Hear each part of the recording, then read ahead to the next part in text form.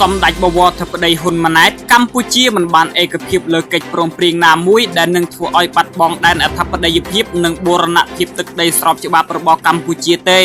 សម្ដេចធិបតីហ៊ុនម៉ាណែតនាយករដ្ឋមន្ត្រីបានលើកឡើងតាមបណ្ដាញសង្គមនៅថ្ងៃទី19ខែតុលានេះដើម្បីឆ្លើយទៅនឹងការអធិប្បាយមួយចំនួនតាមបណ្ដាញសង្គមដែលបានលើកឡើងថាកិច្ចព្រមព្រៀងបទឈប់បាញ់ថ្ងៃទី28កក្កដា2025កន្លងទៅនិងកិច្ចព្រមព្រៀងសន្តិភាពនាពេលខាងមុខគឺជាធ្នូនឹងធ្វើឲ្យកម្ពុជាបាត់ដីសម្ដេចធិបតីហ៊ុនម៉ាណែតបានយ៉ាងដូចនេះថាខ្ញុំសូមបញ្ជាក់ជូនបងប្អូនជនរួមជាតិដោយសង្ខេបថាកិច្ចព្រមព្រៀងបទឈប់បាញ់28កក្កដា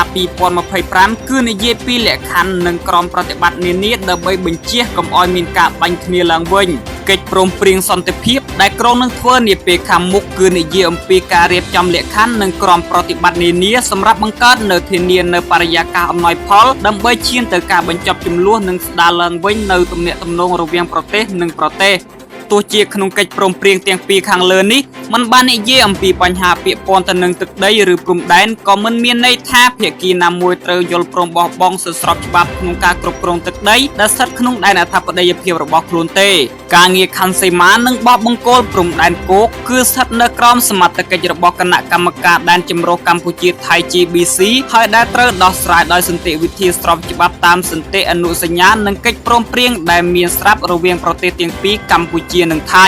សរុបដោយខ្លីខ្ញុំសូមបញ្ជាក់ជូនបងប្អូនជនរួមជាតិថា1កម្ពុជាមិនបានឯកភាពលើកិច្ចព្រមព្រៀងណាមួយដែលរាប់ទាងកិច្ចព្រមព្រៀងបទឈប់បាញ់ថ្ងៃទី28កក្កដា2025និងកិច្ចព្រមព្រៀងសន្តិភាពដែលក្រុងនឹងចុះហត្ថលេខានៅពេលខាងមុខដែលនឹងធ្វើឲ្យបាត់បង់ដែនអធិបតេយ្យភាពនិងបូរណភាពទឹកដីស្របច្បាប់របស់កម្ពុជាទេ2រាជរដ្ឋាភិបាលកម្ពុជាក៏មិនដែលបានភ្លេចឬបោះបង់កាតព្វកិច្ចនិងសិទ្ធិស្របច្បាប់របស់ខ្លួនក្នុងការការពារដែនអធិបតេយ្យភាពនិងបូរណភាពទឹកដីកម្ពុជាដែរ